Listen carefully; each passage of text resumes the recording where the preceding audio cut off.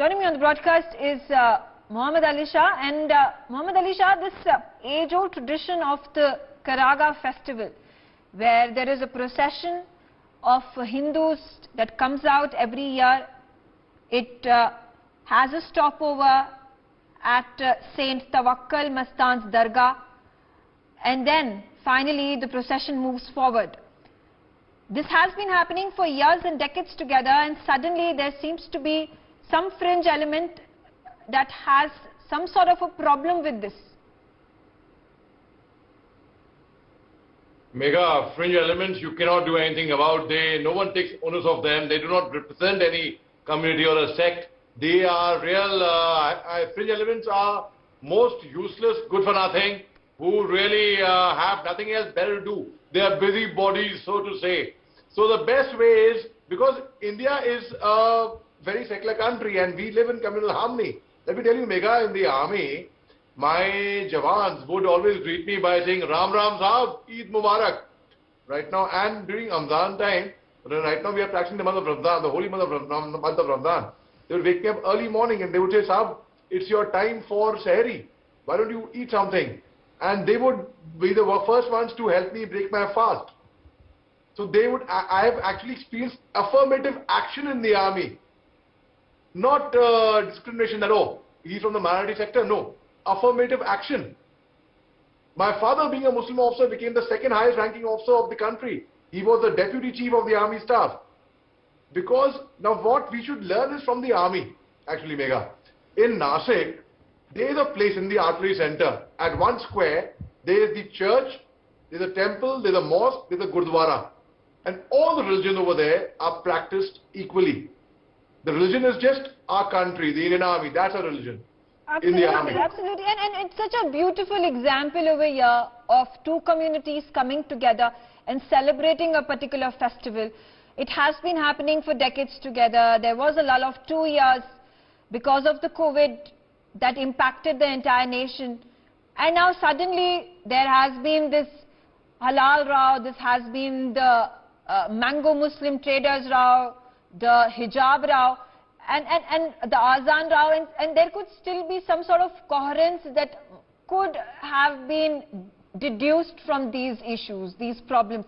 But talking about an age-old tradition where there is already harmony, the Muslims and the Hindus in the community are following this for decades together, and suddenly wanting to change this and trying to spin a false narrative, a parallel opposite narrative, is serving who at this time?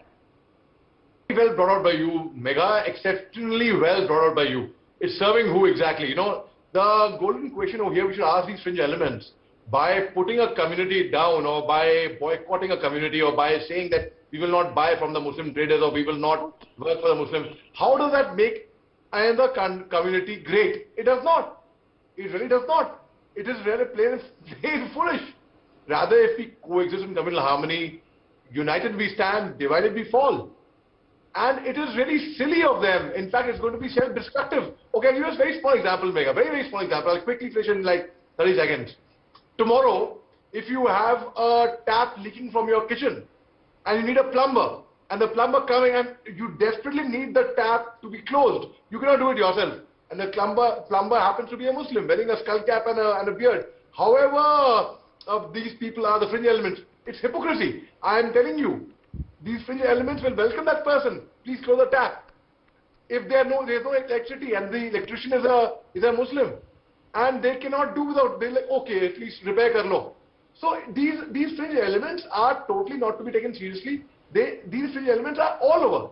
They are not only from one community they are from all over, from every community, minority community and majority community, and the best is they to be neglected and totally shown the door completely. Absolutely. Absolutely. In fact, the positive thing coming out of this entire issue is that these communities who celebrate this festival with much fervor have nonetheless come together and said that we are going to be holding this annual festival of Karaga, and there's nobody, no force, no fringe elements that can stop us from doing that. Major Mohammed Ali Shah, stay on with me, because we are shifting our focus to another piece of story that we are tracking for you at this point of time.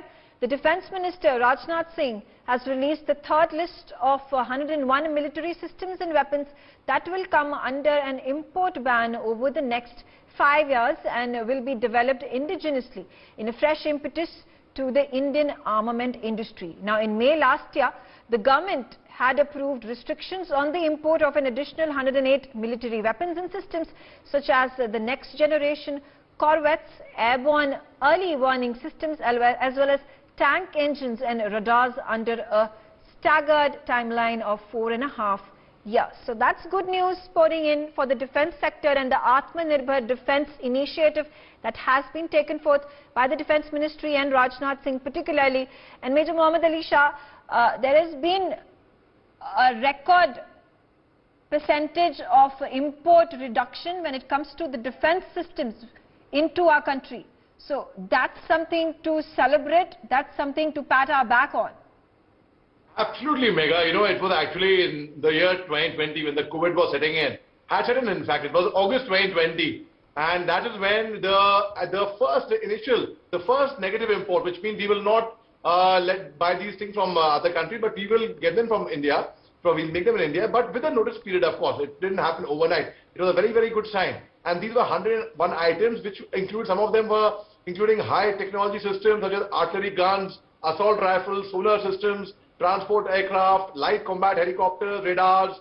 Now, they were to be progressively implemented between 2020 to 2024. So there is a notice enough for that. And also, our Defence Minister also said that Atmanirbhar Bharat does not mean that we isolate ourselves from the entire world and we will only manufacture in India. We are open to it, provided it benefits our individuals. In case, if we trade with anyone outside, if we import it or export, for example, import, let's talk about import. It should affect our other traders as well, our other businessmen over here as well, who manufacture in India. So the bottom line is, make it India, be self-reliant, but yet do not isolate yourself.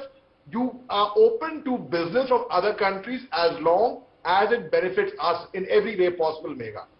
Absolutely. And you spoke about this third negative arms import list. This comes in wake of a ban on a number of defence imports right from December 2022. So that is going to have a massive impact. That is going to allow for indigenous companies, industries, factories to then come up with alternatives. That is going to be a win-win situation, both for the country's defence system, the armed forces, as well as the companies that are going to be raking in the profits of it all.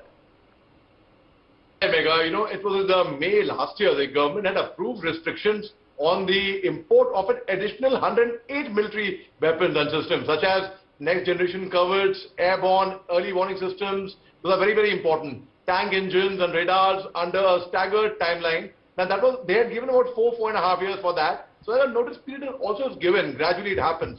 And as you rightly said, it's not only our defense, but also our defense companies who indulge in defense procurement. In fact, in supplying defense products, they also benefit from it. So it's going to be a win-win totally, Megha. Absolutely. Thank you, Mohammed Ali Shah, for sharing those thoughts and opinions with us.